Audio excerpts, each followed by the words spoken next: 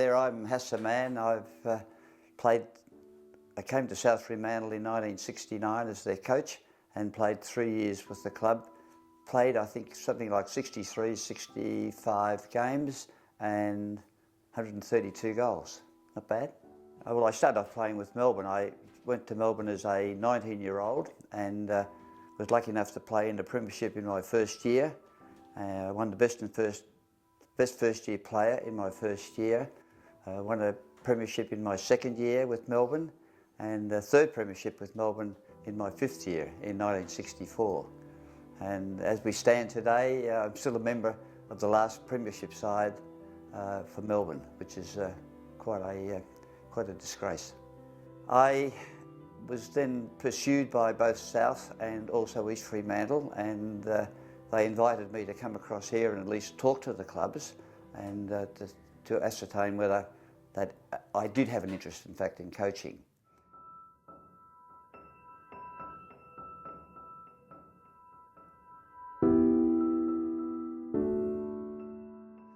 I went back to the Melbourne Football Club and spoke to our general manager, Jim Cardwell, and said, look, this is the score.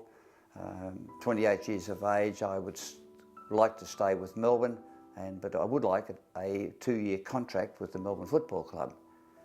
Melbourne didn't have contracts and never entertained contracts back in 1968, so I then spoke to the chairman of the selectors of the Melbourne Football Club, and I was told at that stage I did not have 2 years left in me.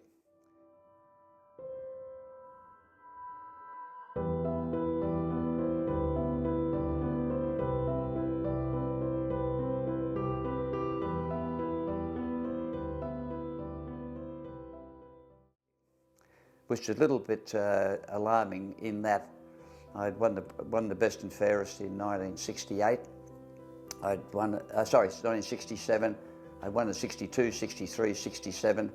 I'd been runners-up 3 times, third twice. So in 8 years, I was in the top 3 players in the Melbourne Football Club. And to be told at 28 years of age that you didn't have another 2 years left in you was a bit of a kick.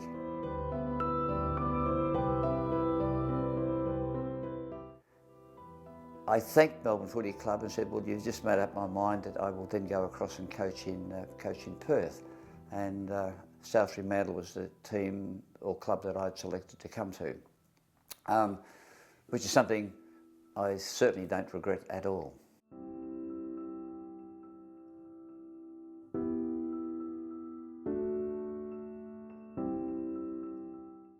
It was a bit of a cultural shock coming from the Melbourne Football Club, because the Melbourne Football Club, as most people know, is the oldest football club in the world, formed back in 1858 I should say, and the Melbourne Football Club is one of the elite clubs back in Melbourne, and to come to a port club was, as I say, a bit of a cultural shock. But the moment I met the boys here and the young boys and came here, I thought, well, yeah, I've made the right decision. Although, in 1969, my first year, the very fact we only won 5 games, finishing stone bottomless last, was a bit of a shock to the system also. And it was then that I decided that if I was going to continue on, I had a 3-year contract with South Fremantle. I decided that if I was to continue as coach, then I wanted to be sole selector.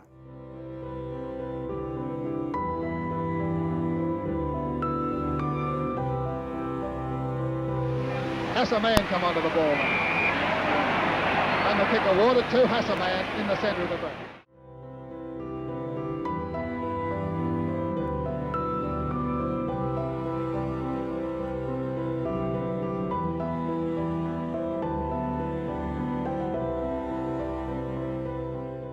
It was important that I get my team onto the ground, because in my first year I wasn't able to do that. And I can understand the reason why. I mean, there were a couple of selectors that were part of the selection group, and at that stage they had some thoughts on players and sets on players. And me, as a newcomer, thought that, well, you know, I see things differently to today, and I wasn't overly happy with some of the teams that were selected back in 1969.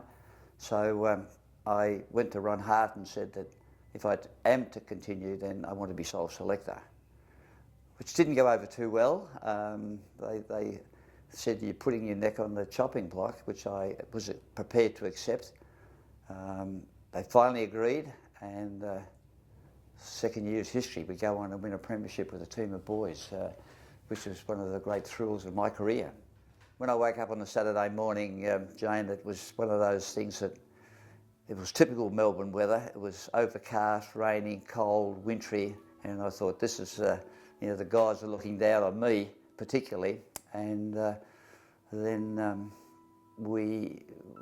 half time we were struggling. We were really struggling. And on the Thursday night, I was probably last in the shower, and who should be in the shower beside me was Big Tom.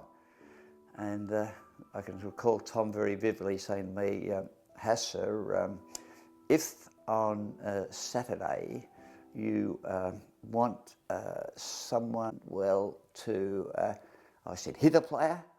He said, I'm your man.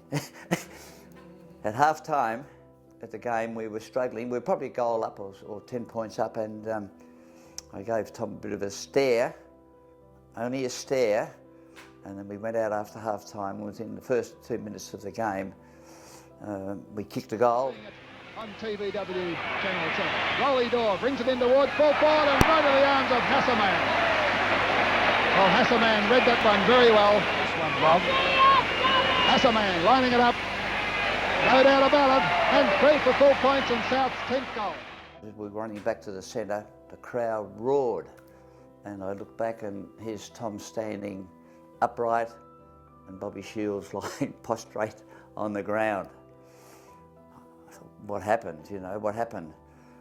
Ball was bounced, ball went down, we kicked another goal, crowd roared again. 33, Perth now 3 goals 9, 33 points to 27. There's the big crowd that's packed in here to Subiaco Oval to see the 1970 grand final.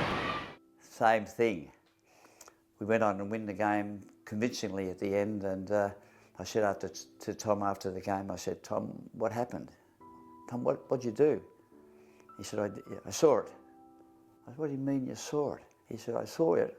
What do you mean you saw it? He said, I saw you wink at me at half time, so I knew I had to do it. And that was something that I will never ever forget.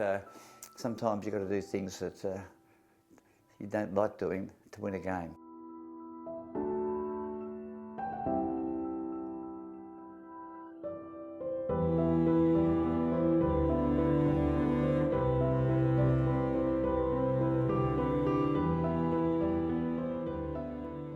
To me, it's a heart and soul club. It's the community that get behind the club here. I mean, I try and come back every 2 or 3 years, and I walk into the club and the faces that I see are familiar, but they're getting less and less. Look, I just think that to be part of a club, and South is a very heart and soul club, as I said. It's great to be part of, and I love coming back to it.